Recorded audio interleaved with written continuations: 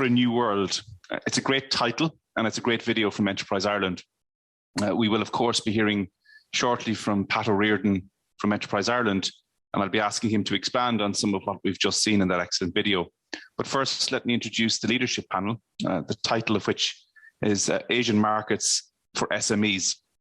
My name is Cathal Lee. I'm a director with Instinctive Partners, the corporate communications firm. And it gives me a great pleasure to introduce our discussion today. Now, we all know that SMEs are the backbone of our economy. They're geographically dispersed, and in many cases, they're grounded in our communities. So our discussion today is to examine some of those opportunities that exist within the Asian markets. We will hear from experts from the field, in their own field, from Asia, and we'll also get to hear about partnership opportunities that may exist for Irish companies. And finally, we'll also get to hear from some of our leaders within the Irish state agencies about supports, advice available for Irish companies, Irish SMEs, etc. So firstly, let me introduce Renzo Isler. He's the director of the EU SME Centre in Beijing. Renzo is going to be able to talk to us about the work of the EU SME Centre, because it's a EU initiative, European Union initiative, that provides a range of supports, hands-on supports to SMEs that are looking to do business in China. Renzo, let's start with some of the basics. What services do you and your colleagues in the EU SME Centre provide? Well, thank you, first of all, for the invitation. It's a great honor to be on this panel. I'll try to summarize a bit what we provide, what we offer. First of all, we share knowledge. We give advice. We provide training, and we support advocacy for basically all the European SMEs and business support organizations that are interested to enter China. And we want to help them, therefore, to understand China, its intricacies, and the challenges that are embedded into that. All these four sections and all the things you can find on our website, which is at EUSMEcenter.org.cn. All the services that we're providing, I like to stress this, they're also free of charge to our registered users. So to register, you have to simply follow a very easy procedure, and you can find on the website. After that, you can have access to all our thematic reports, over 300 currently we have in our data bank. We have webinar recordings, we have advocacy publications, and other features. Of all of these, I would like to, however, to highlight two of these, which I found extremely valuable and important, and also very much used currently by our users. One is the Ask the Expert inquiry box, where you can write your business-related question, and we will respond within most of the time as soon as possible, but maximum within 3 working days. The second one, very important and very useful one, is the so-called self-diagnosis tool, where every SME can follow a tree of questions, by answering which you will be immediately assessing your own degree of preparation to enter China. And all these features, I like also to stress this, that all these features are strictly confidential, complying clearly to our privacy rule. Excellent, Renzo, very exciting. And just when we don't want to talk about COVID, but just let's mention it briefly. You know, when you consider that disruption created by COVID, and indeed the increased geopolitical scenario and the clampdown at central government level on some businesses, what is that future for European SMEs in China? Well, that's indeed a key question, and it is something that is definitely affecting the business. So external factors have generated concerns and difficulties in the business conduct by foreign enterprises, either big or small, no difference. The travel restrictions caused by the pandemic have prevented many European managers and entrepreneurs to be on site and to follow their respective businesses. However, the Chinese market, albeit showing a clear sign of slowdown, is still very vibrant. And we witness a continued interest from Chinese entities to engage in trade with the European Union and its highly qualified and skilled SMEs. What has appeared evident, though, is that as China has moved up the value chain, focus on trade has become more selective in pursuing of the right European product, technology, producer. This means that for those European SMEs interested in exporting to China or setting up shop in China, they must do a proper homework first. So you have to identify the right industry sector. You have to have an evaluation of the market saturation and localization. There are some geographical segmentations. Remember, China is a big country, and it's not one place only. It's really, really very fragmented. And in this, I think that we at the EUSME Center, we can be of help in fact, in doing this kind of a selection, doing this kind of homework. So my recommendation is better spend a few more months to unturn old stones rather than moving in too soon and risk of spending lots of money with no results.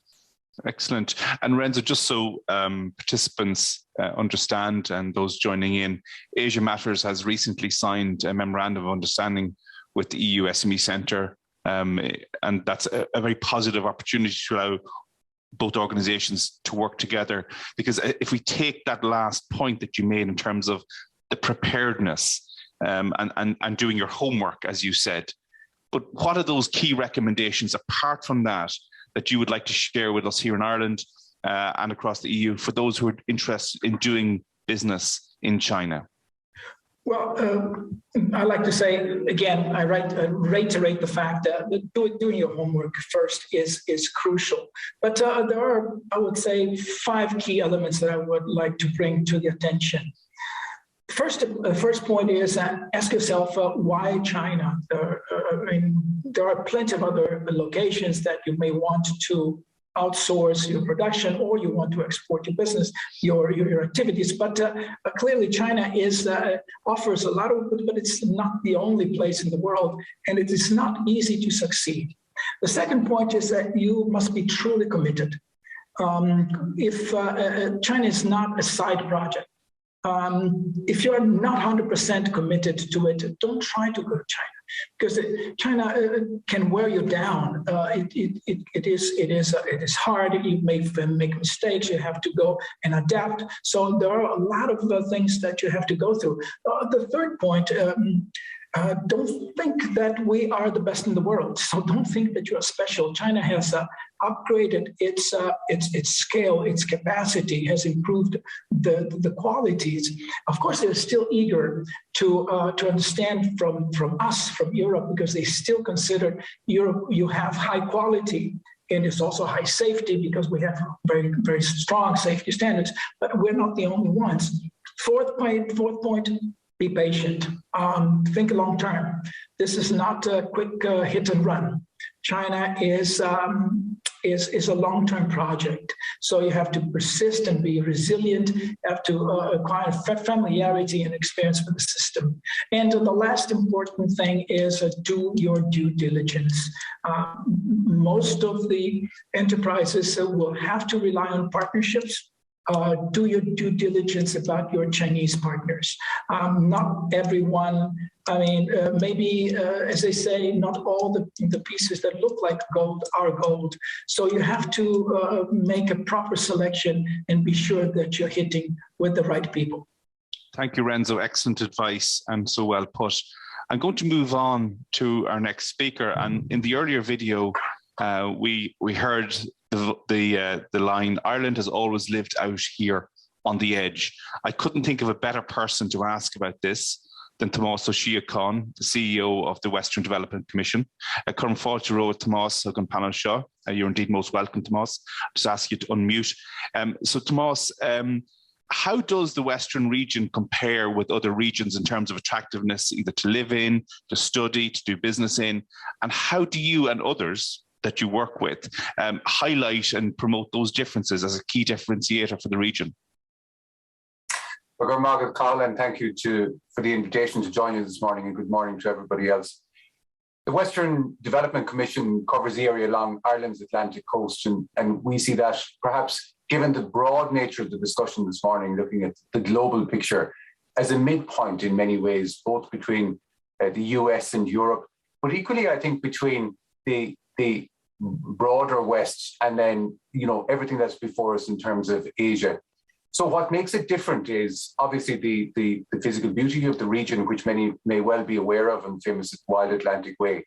But our role as a state agency is to raise the profile of the region, indeed, for both economic and social development. And I think one of the things that I'd like to highlight in that context, and indeed in the company of my colleagues from other state agencies, because we take a collaborative approach to work with other state agencies, is to say that perhaps what differentiates our region is, and we see this as an asset, is the lack of critical mass.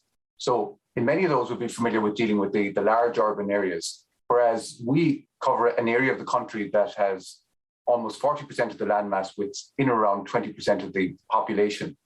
So we see that as an untapped market. In the context of SME development, it's particularly interesting because SMEs make up almost 95% of the employers within our region. And as an agency, in the short term, our focus is on telling the story of the region, raising the profile.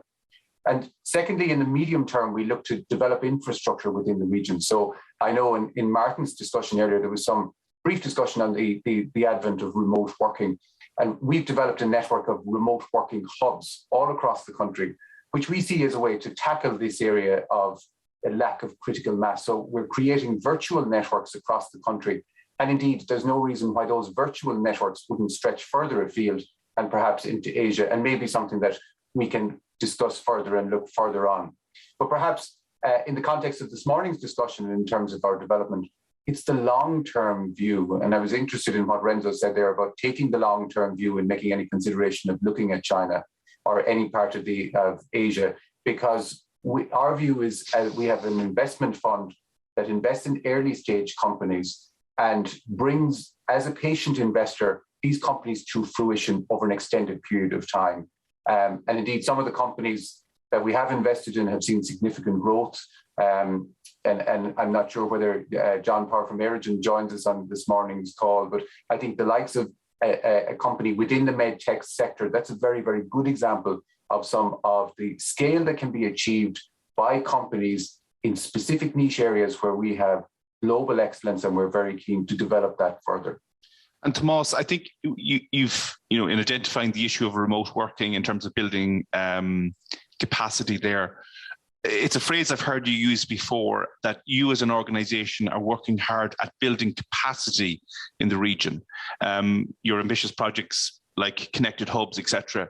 But you might talk us through the medium term strategy, because when we look at the regional imbalance in Ireland, it is not that direction of travel is quite clear. So you might let us know about that capacity building aspect, because I think that's an exciting bit for SMEs and for anybody in the Western region. Absolutely, Cathal. And I was interested at the end of the first discussion to note the discussion around hope and how it addresses perhaps social inequality of the long term. And we're very much of the view that the west coast of Ireland, the Atlantic coast, is on the brink of a huge development and expansion over time. So as many of you may or may not be aware, there are huge wind energy resources off the west coast.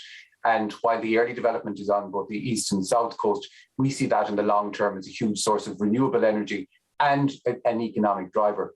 In the shorter term, much of the work, as you mentioned, that we do is around the whole area of remote work.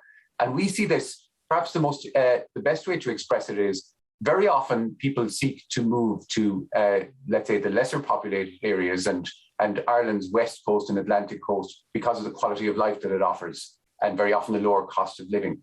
But what we've seen, and as an incidental benefit or something that has changed over the course of the pandemic, is this shift to remote work and the opportunity it offers. So it allows people not only to move and take up a current job or a role, but equally to build a career.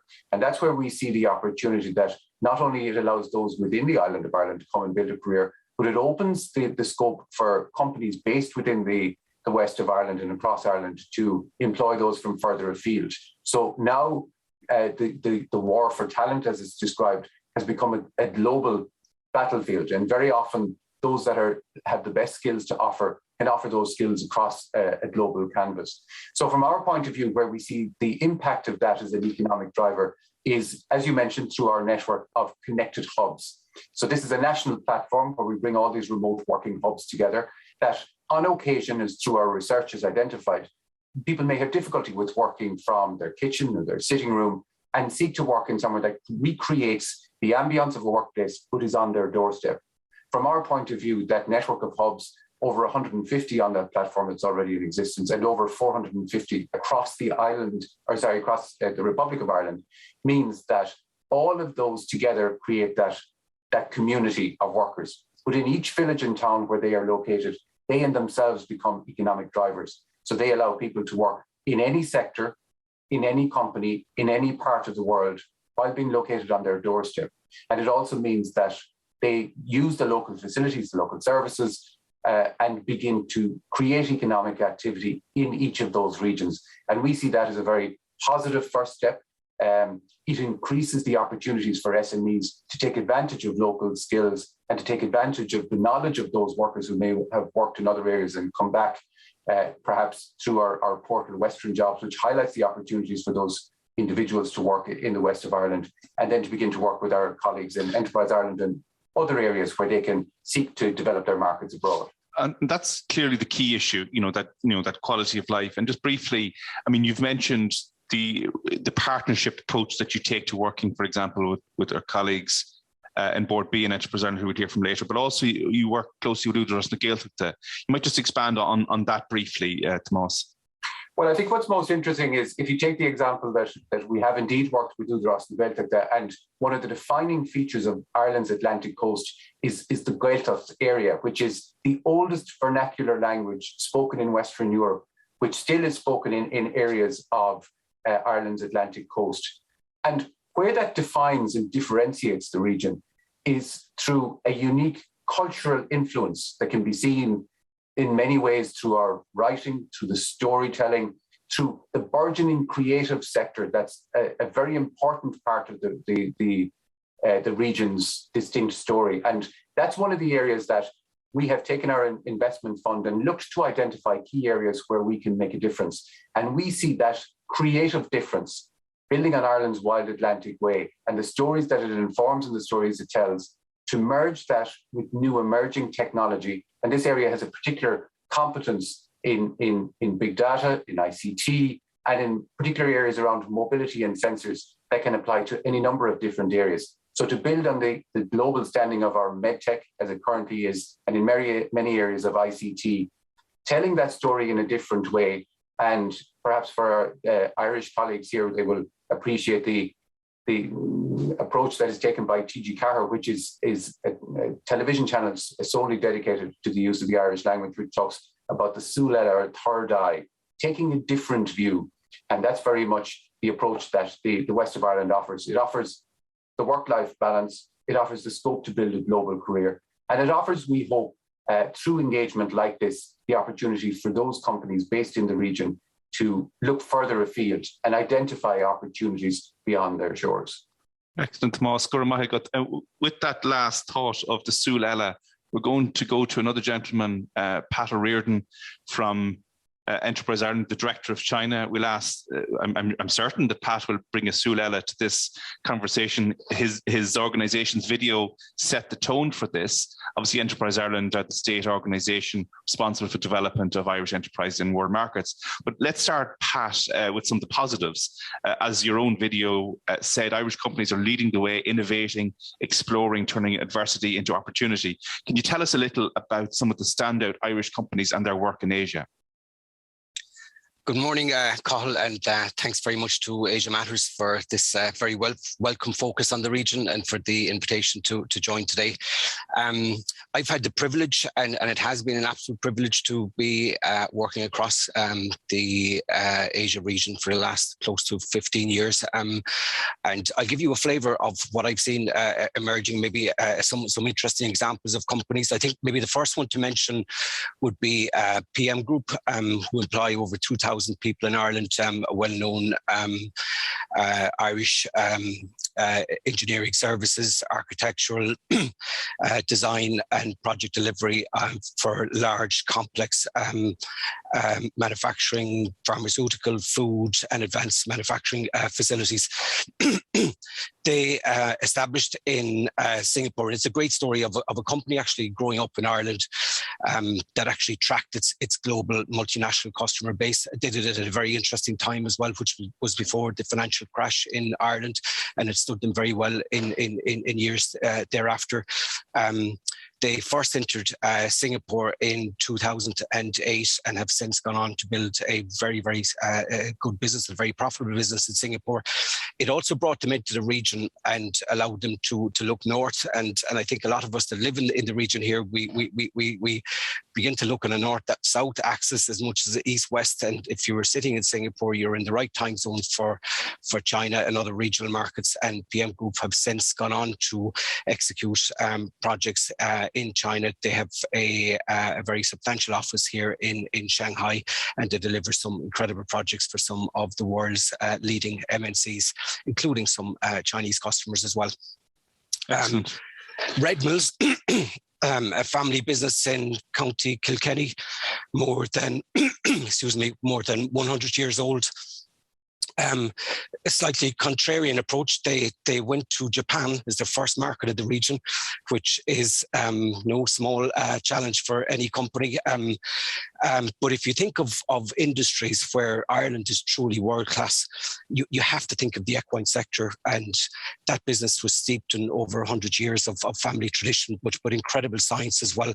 And they brought their Olympic grade traceability to Japanese customers, and a packaging innovation which has gone on to stand them. Since then they've gone on to export all over the region, and they have a very substantial and very profitable export business. I'd also like to mention Finergo, one of our three, I think, official Irish technology unicorns, an absolutely incredible company. They count 32 of the global 50 top 50 financial institutions amongst their customer base. Their pathway into the region here was through Australia initially, into Singapore and Southeast Asia, and again then looking at the markets further north, including China, Japan and Korea. So I think you begin to see a trend there on how companies approach the region. Fantastic. And might I add also, fantastic, Pat. And I might just, there's an interesting thread in what you were talking there, that they all took a different approach to the core opportunities that emerged. And I just want to expand on something your colleague, Leo Clancy, the CEO of Enterprise Ireland, was saying in recent days about, you need to be unique to compete in the world stage. What you've just said is exactly that in terms of the uniqueness of those Irish companies. But he did reference in his interview how it's more important than ever for Irish companies to continue to invest in innovation and digital transformation. Can you expand on that a little, especially, or perhaps even how it might relate to SMEs?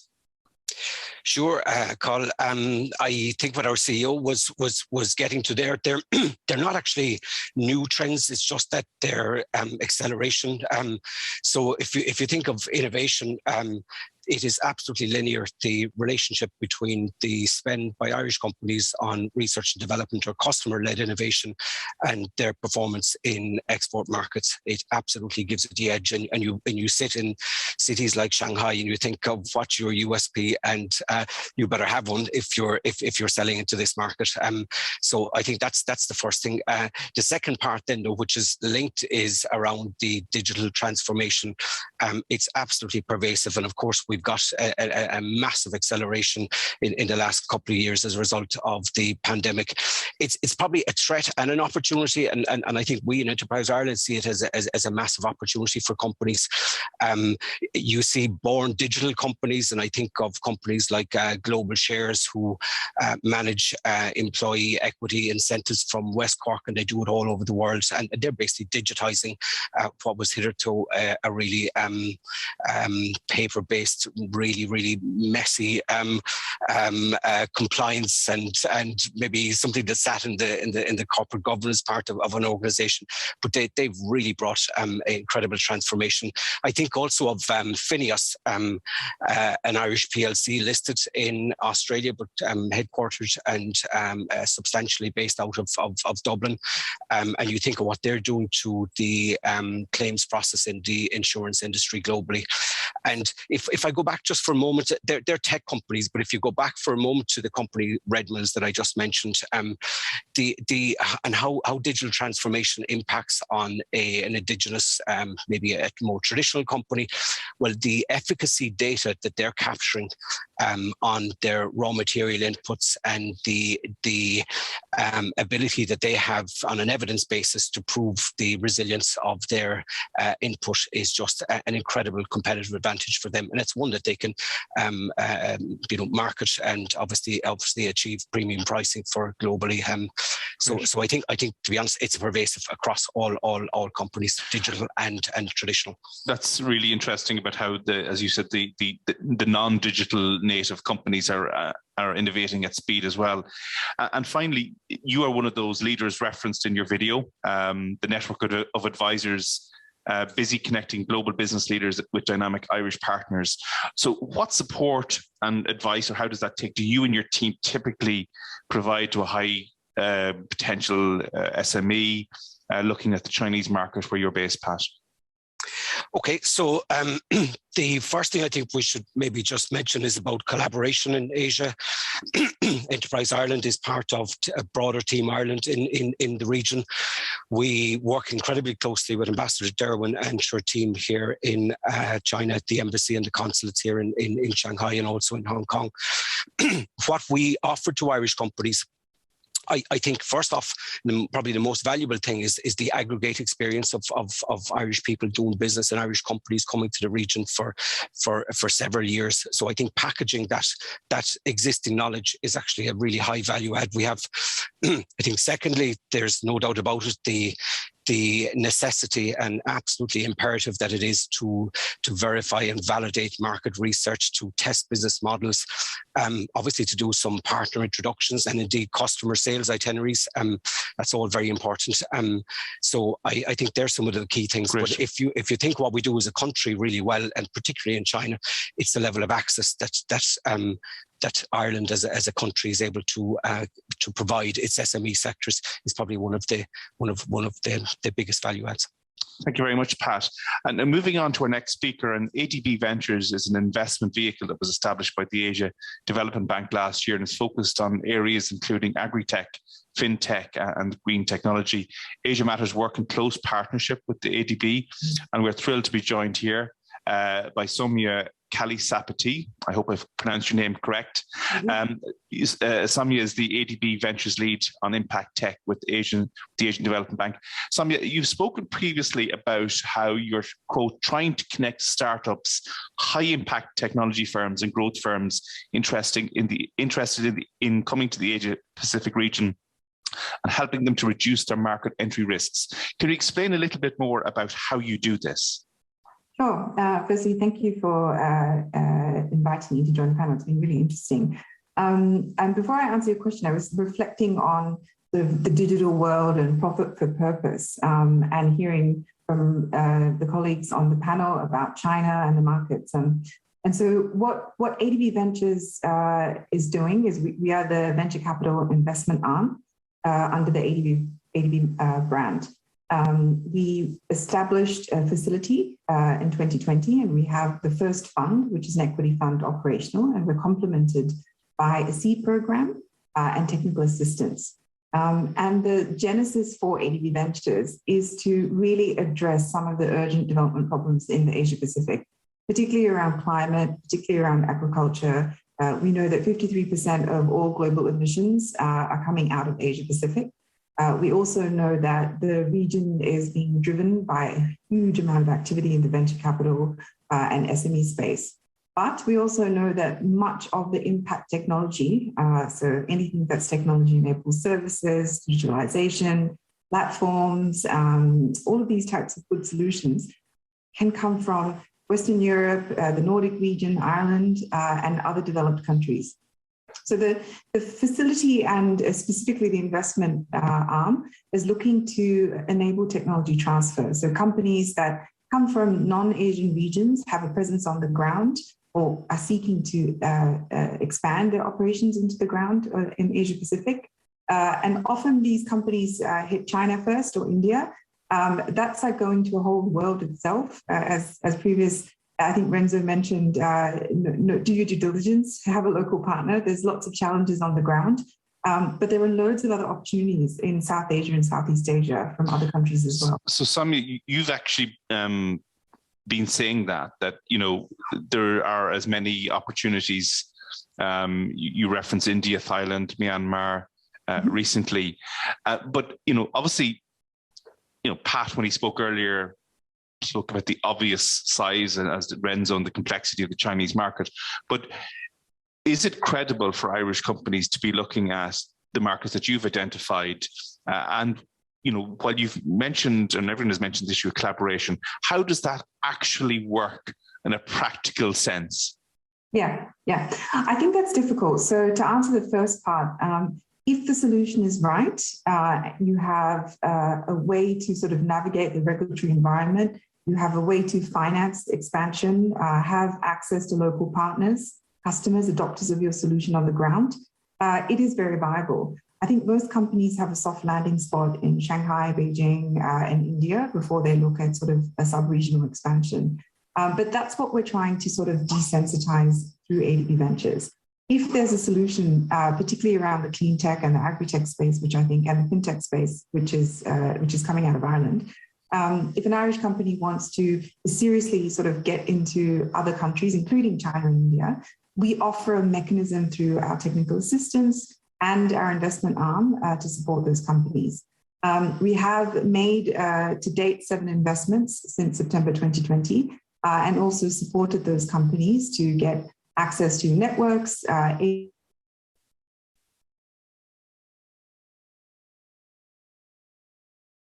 huge long history within the region, obviously, as a huge amount of corporate networks, local investors, governments, SOEs, partners on the ground. We have boots on the ground, we have technical experts, we have translators. So I think all of this as a package is a practical sort of process for companies to think about getting into the region. Even if they're not particularly eligible from ADB Ventures, it's a nice way to think about it in terms of your business strategy. How do I get from Ireland into sort of more... And Samia, you have a very strong background, obviously, in the area of health, and Ireland, and I want to talk about the pharma sector. Ireland, obviously, our largest exporter, the pharma med tech sector. Are there specific opportunities for Irish pharma or med tech companies? Tomas mentioned clusters in the west of Ireland, but are there opportunities to forge partnerships in some of the Asian markets that you've referenced? Yeah, I think with COVID, we've seen a huge uptick in many companies with solutions, particularly in the digital space, ranging from health infrastructure to health platforms to health insurance.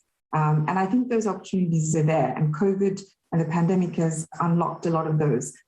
One kind of random example is supply chain and logistics. How do you get medicines, oxygen, healthcare to rural areas without sort of the technology and enabled service? So I think beyond the traditional sort of medtech space.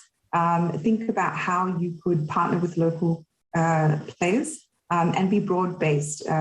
In the health space in particular, of course, vaccines and COVID, pandemic preparedness and response is important.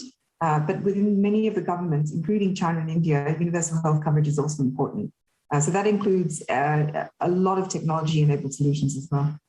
Thank you very much, Samia. Very interesting, and encourage anybody to find out more on the ADB Ventures website in terms of the fund, etc. And finally, it's a great pleasure to introduce Shane Hamill, Regional Manager for Asia, Middle East and Africa with Board BIA. Board BIA need no introduction. The state agency responsible for promoting the sales of Irish food and horticulture abroad, but also at home in Ireland. Shane, I'm going to start with, we've all talked about how the world is different, how the world has changed, but there's one constant, that's the incredible performance of the Irish food and drink sector. And we know that since 2016, food and drink exports to Asia has increased 14%. You might take us through some of the major factors behind this growth and also what the short term might look like. Yeah, thanks very much, Carl. And thanks to the Asia Matters team for inviting me today. I have to say a lot of what we've been talking about so far really resonates with me and the work we're doing in Board BIA. Look, there's a tremendous sense of optimism in the Irish food and drinks industry at the moment, particularly with regards to international markets. We'll be publishing 2021 trade stats in January, so I won't reveal any numbers at the moment, but what we're seeing is faster growth to international markets than to the EU and to Great Britain. So we really set out on an ambitious market diversification strategy in the wake of Brexit, and it's reassuring, I suppose, to see that strategy is working. When we look at then, where the optimism is arising from, it's all of those market factors. It's the size of the middle class, it's the consumer demographics, it's the increasing consumption of the food that we produce in Ireland, whether that's meat, dairy, consumer foods, and so on. Now, that all comes at risks as well. We've talked about the impact of COVID-19 this morning already, particularly for the food and drink sector. The closure of food service had a massive impact. Supply chain volatility has been discussed. The delays and cost of shipping that comes with that has had an impact. And then the sustainability pressures and talent as well. But what we see is all of these challenges have a big company and a small company story. So it's different for SMEs. When it comes to market disruption, whether that's brought about by COVID or by Brexit, the larger companies tend to be more diversified in terms of their customer base, the markets they're selling into, whether it's retail and food service and manufacturing. Smaller companies tend to be more dependent on either one channel or maybe in some cases one customer or a small number of customers. And then even in terms of shipping costs, what we've seen this year is actually smaller companies are paying more for space on a shipping container and ships than the larger, more favored customers. And it can be sometimes the case in bank funding costs as well. So look, we're monitoring that the whole time. We're coming up with solutions for SMEs versus large companies. But what's interesting is there's one area where the challenges for large companies and small companies are actually the same, and that's in market diversification. And this is a space that my team works with Pat's team all the time, particularly in Shanghai, on this space. The key challenges to market diversification are having a lack of personnel on the ground, a lack of market understanding, and having a lack of or limited market network and contacts. And that's the same for big companies just as much as small companies. So the way we react and respond to that is we have 15 overseas offices now, including in Shanghai, Singapore and Tokyo. And we're expanding our team now in Tokyo as well. And we work with our clients through lead generation. So that's attending trade shows. Smaller clients have told us that up to 70% of the business they've written is off the back of Board BIA funded trade shows. We're working with through trade missions and increasingly virtual trade missions and virtual trade shows. And that's how we generate leads and opportunities for our clients. And then excellent, Shane, and that gives a real example of that Team Ireland reference that Pat had from earlier in terms of that collaboration. You've used the word twice, market diversification. Is that a polite way of saying the mess that Brexit has caused? I'm just wondering what does it code for? Because when you talk about it there in terms of how Ireland and our food and drink sector has been able to be nimbly responsive, is that that was that response to the 2016 decision and obviously the working out of the EU and UK TCA? Yeah, I suppose, Carl, it's not code for anything. I mean, we would see Brexit and our response to Brexit and market diversification as two sides of the same coin. So when you split Irish food and drink exports at the moment at a top line level, it's essentially 1/3 to Great Britain, 1/3 to the EU, and 1/3 to international markets. And the specifics will dial up and dial down year on year. But when we ask our clients then about their confidence and ability to grow in those markets, the UK, or I should say GB, is still that number one market. So it's always going to be our number one market. The consumer demographics are the same. There's a gravitational pull in that the UK is just across the water. We can get ahead of trends just as much as in Ireland. So many of our clients will still see the GB market as a launchpad for further growth. But at the same time, 1 in 3 of our clients are expecting growth in China and Asia over the next few years. And so we're really trying to expand the horizons, I suppose, of the food and drink sector. And so you're optimistic, and I suppose that brings us to that question about how do Irish food and drink businesses, SMEs, etc., stand out in that crowded global landscape? I mean, you've made great reference to sustainability in terms of how Board B presents itself. Is that the niche that you base upon, as it were? Is that your opening line in your introductory comments? Yeah, it would be. I suppose there's a few levers that we pull. I mean, the first is our consumer insight capabilities. So Board B has what we call the Thinking House, which is a consumer insight centre. We have one based in Dublin, one in Shanghai, and one in London. So that allows us, I suppose, to get ahead of trends and identify them as quickly as possible. Data is expensive, so we're democratizing data for our smaller clients as well. And we're giving that in many cases to our customers to help them understand why they should be buying from Ireland. The other piece then is around reputation. So that's very much around sustainability. So Ireland has always been considered green, clean, natural. And in 2012, we launched the Origin Green Programme, which is the world's only food sustainability programme operation at a national level across the supply chain. And that's really to set out the proof of Ireland's sustainability credentials. So today we have 55,000 farms and we've over 300 companies as part of the Origin Green Programme, which means they've volunteered to set sustainability targets and they're audited on an annual basis on their performance. And really that's set out then to show actually there's merit behind this program. When you're buying from Ireland, you're buying sustainable food and drink. And so that's a world first. The other world first then is around grass-fed. We've just launched the world's only national grass-fed accreditation standard.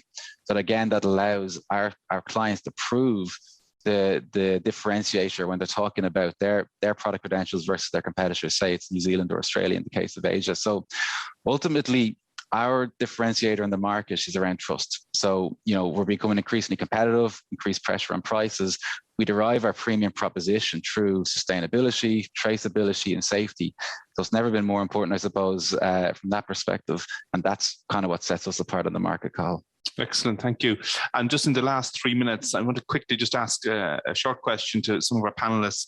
Samia, if you could give one piece of advice to Irish SMEs looking at Asian markets right now, what would that be? I think it would be, don't be scared. Do your due diligence, but don't be scared. Look beyond sort of the traditional markets. There could be huge opportunities there. Renzo, the same question for you. I mean, your career from, with the Italian insurance giant Generali led you to China. It wasn't a normal route. It's not the route that, Irish SMEs would take. So what type of personal advice, not business, but personal advice would you give Irish SMEs considering reaching out to your organization and dipping the toe in China? Well, from a personal advice would be don't give up. China is an immense market. It is difficult. You have to, as I said, do your homework, you do due diligence, etc. But don't give up because the opportunities are there. I think that what we heard before about the food and beverage, it's a clear sign. We're actually organizing something together with the Enterprise Ireland in the month of January that we're running through. So there are opportunities there just to make sure that you are identifying the opportunities properly. Because from a personal point of view, well, China is a good place to live. I've been here 17 years or so, and I'm still here, although I'm pretty old, but I'm still here. So it's a good place to be, but you have to be persistent. Thank you, Renzo. Pat, there was a brief reference to how technology has now been used and video conferencing has been used to replicate trade missions. Shane briefly mentioned it. That obviously is key to you remaining connected with your global partners. You might just give us a quick look at that, please. Certainly, and if I could just make one small mention of our affinity diaspora in Asia, and that's actually been powered by the international education sector. That's one piece of advice I give to any Irish company, is to actually look at that diaspora that's actually been built and that's graduating from the Irish universities and HEI sector more generally. It's an incredible resource for all of us, and not least Irish companies. With respect to our own digital transformation and how we're doing things differently, the very fact we're talking about Asia to quite a large audience in Ireland today is incredibly welcome for us, to message that actually the media narrative is not all bad, that the region is really vibrant, and the opportunities are here. You could do a lot remotely. The challenge probably beyond digitalization though is the ability to convert sales remotely in this part of the world. Lead generation, excellent, but I think pointing ultimately towards a blend of digital plus in-market representation. Thank you so much, Pat. I'm going to leave you with the last word, Pat. Don't be scared, don't give up. And that blend of digital and personal is a really key message for all of us. I'd like to finally thank you all for your participation, for your generous time today. And just to let you all know that we're now going straight to the networking and coffee break, and we'll be back on the live stream at 12 noon. Thank you very much.